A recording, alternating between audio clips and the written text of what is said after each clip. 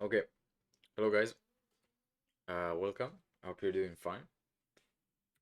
I made some spoilers, but that's okay. Okay, so I wanted to make a video about something that is something historical that has happened. That's the ceasefire between Israel and Hamas, and about a core idea in Islam that has to do with this ceasefire and the things that have happened in the history of Israel and of Islam, basically. Um, And I'm gonna preface this by saying that I'm Israeli, I live in Israel. I'm gonna try to be as non-biased as possible. If you want to talk about stuff you thought I was being unfair, just comment, talk to me, we'll talk about it. And that's it. So, I wanted to talk about the Treaty of Al-Hudaybiyyah, or in Arabic, Sulh Al-Hudaybbiyyah, which is an agreement that was signed between the forces of Muhammad the Prophet and of tribe Quraysh, which were the enemies, and about the legal and historical precedent that it set. So, as you saw the spoiler, let's continue with some terms. Um, okay, so as I said, the treaty is called Sulh al-Hudaybiyah, and the word Sulh means a time-limited non-aggression pact, which means basically that you sign an agreement not to fight for this amount of time, and it's signed between Muslim forces and Kafirun, which is the enemies of Islam and enemies of the Prophet. So there were a few other words like hudna and musallaha, which means the same, but we use them interchangeably, so you can just use any word you want. But sulh is mostly used for sulh al-Hudaybiyah. Okay, so what's the background? Basically, the Prophet Muhammad wanted to march to Mecca, which is a holy place for Islam, peacefully and unarmed, and was met by the forces of the tribe of Quraysh, which forbade them from getting there. And so they had to make some negotiations. And at the end of those negotiations, an agreement was signed. Now, uh, the main point of the agreement was that a pact will be held for 10 years where those two forces won't fight, the forces of the Prophet and the forces of Quraysh for 10 years. And during the signing of this deal, let's call it a deal, um, the side of the Prophet of Muhammad was very humiliated. Islam was humiliated. Quraysh set this as a goal in this agreement, and they did so by, for example, instead of using the phrase Rasulullah when talking about Muhammad when he had to sign the paper, they used his real name. They wanted him to sign it as Muhammad ibn Abdullah, which is his full name, which means that they did not accept him as a prophet and they did not accept Islam as a religion. Sorry, um, Muhammad agreed, and there were a lot of objections that followed his agreement to this because people find it strange that he allowed those forces to humiliate Islam.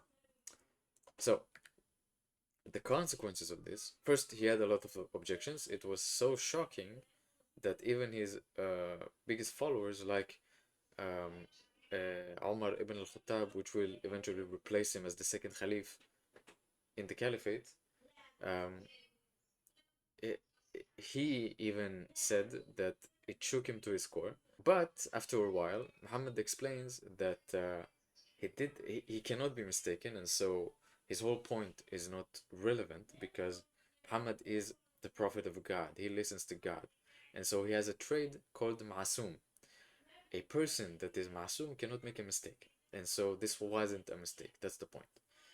Um, After this, Omar he had the whole saga where he repented for his sins, and it's really interesting. I'm not gonna get into it, but that's another side story. But what happened at the end is that this agreement was broken only 2 years after it was signed. Okay, and it led to one of the biggest histories of Islam, which is the conquest of Mecca, the holy city of Islam. And this conquest is called Al-Fath or Al-Fatah al-Mubin, which means the big victory or the biggest victory or triumph. And that's the whole story from A to Z. Now, there were a lot of hadiths, or like well, let's call them evidence that was spoken from people in that area, in that time, that try to explain why Muhammad broke this agreement, because it really puts him in a bad light as a leader when he doesn't respect an agreement. So there are two schools that talked about this point of contention. The first one is the Hanbali school, and the second one is the Hanafi. A school is a madhab in Arabic. So the Hanbali school tries to make the point that a leader of Islam cannot break the agreement first, and he can break it only after the second side, the enemy side, has broke it first, or he has to wait for the agreement to, end. The Hanafi school, on the other hand, says that in some points you can break the agreement first and gain an advantage and win. So this idea of the Treaty of Al-Hudaybiyyah is, as I said, a core idea in Islam. And we've seen it in the history, and especially in the history of Israel. And it has become synonymous with the idea of signing ceasefires with Israel. So I'm gonna bring three examples. I'm gonna start with Egypt and the peace deal that was signed in 1979, wherein Anwar Sadat was the leader of Egypt, and he needed to find a justification that will allow him to sign this deal with the Jews, with Israel. And so he went to the Mufti of Egypt, and he went to him and he wanted him to make a fatwa. A fatwa is a legal ruling, and in this fatwa he wanted him to make an analogous comparison between Treaty of Al-Hudaybiyyah and the agreement that will be signed with Israel. This also led to a lot of objections in Egypt and with a lot of other religious personas, but eventually they signed the deal. And that was the first, I'm gonna say it was the first time we saw this used as a justification in the history of Israel and its counterparts in the Middle East. Now, the second time we see this is with Arafat, the legendary leader of the PLO. Was legendary to the Palestinians, so we'll call him a legendary leader. And I'm gonna talk about the Oslo Accords. And the Oslo Accords, if we look at it retrospectively, they are absolutely a failure. Both sides see it as such, the Palestinians and the Israeli sides. But at the time, people were euphoric, basically, and they were very optimistic. But the Palestinians really had a lot of objections to this deal, this accord. And so I'm going to show you a video of Arafat talking, carrying a speech and talking to his people. And he uses the idea of Al-Hudaybiyah in the speech to make the point that it's justifiable and it's a good idea. So I'm going to show you the video now. النبي صلى الله عليه وسلم لما عمل صلح الحديبية قال له عمر بن الخطاب كيف نرضى، وقال له علي بن ابي طالب كيف نرضى هذا، وقال له كيف نرضى الدنية في ديننا يا رسول الله، ونحن عندما وقعنا هذا الاتفاق في أوسلو إذا كان في أي واحد فيكم عنده اعتراض أنا عندي 100 اعتراض جنبي.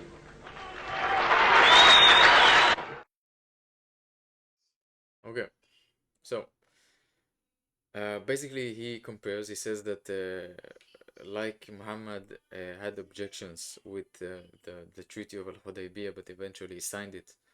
It's the same as this time when we signed this deal with Israel. And he says also, I'm gonna try to quote him, if you, the Palestinian, have one objection, then I have 100. So this just gives you the perspective, look inside the perspective that he had on this situation. And so this idea is so strong. Now this is the second time we see it, and I'm gonna say again, this is history and evidence. As he was talking, I'm talking about Arafat, as he was talking about the Oslo Accords, he was also sending suicide bombers and terrorist attacks against Israel. So you really see this double-edged sword that's always playing with this idea. Now, the third idea that I want to show you has to do with Hamas and this agreement that was just signed. So, this is some spoilers, but that's fine. I just pulled some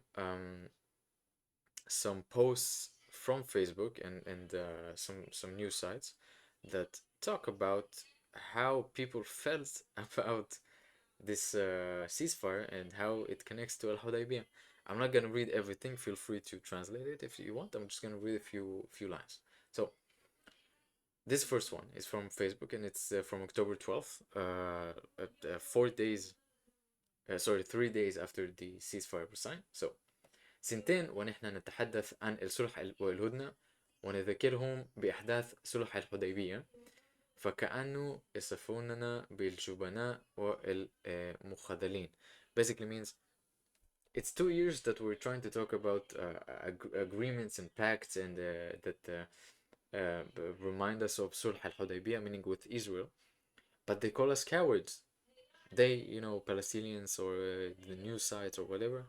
And then this post says واليوم and today بعد أن استسلمت حماس وهي زاغرة بدأوا ينشرون هذا الصورة وكأنهم اكتشفوا صلح الحديبية فجأة, meaning that today when Hamas agreed to this deal, it's as if they just now discovered the idea of Sulh al-Hudaybiyah. So this is really critical towards Hamas, but you can see how this idea of the treaty is always in play when talking about the connection between Israel and the counterparts, you know, Palestinians, Hamas, and any other organization in the area. So this one is the same as the other one, just put them together. Other one is from January 2025, and this post, it's like a prayer that once, I'm gonna read it, just the first line. اللهم أجعل لأهل غزة هدنة كهدنة صلح الحديبية بعقوبها فتح مبين كفتح مكة. Meaning that they hope that this hudna, this agreement, is gonna be as powerful of a triumph to Gaza as was Treaty of Al-Hudaybiyyah to the triumph on Mecca. Now this last post that I'm gonna bring up is one that Hamas has posted itself right after the ceasefire was signed, and it reads as such. You also have the translation. اللهم هدنة كصلح الحديبية يعقبها فتح كفتح مكة. Meaning that it's also a prayer that wants the hudna to be as Sulh al-Hudaybiyah, and that the one that would lead to such a conquer as the conquest of Makkah. The context of this, or like the underlying subtext, is that this is not the end for them, meaning that 7th of October will repeat and they are still trying to win this continuous war. And so we can easily miss this as Westerners. We don't understand this idea. We don't know the history and the power of these words that are written here. And so the point of the video was to try to bring this forward a little bit and maybe influence some people to understand this, maybe read some more. You don't have to, absolutely, you don't have to listen to everything I said. I just hope that this can help you reach more information and understand more about this, so you can understand the whole area better, because it's easy. I don't blame let's say pro-Palestinians from the West that support the cause of the Palestinians, because it's really easy to see it in one way instead of the other. But once you get to the nitty-gritty of it and you look at things like this, then maybe you can start to realize how we view things, or how the area views things. This is the video. Thank you for watching, and I hope it was informative. And that's it.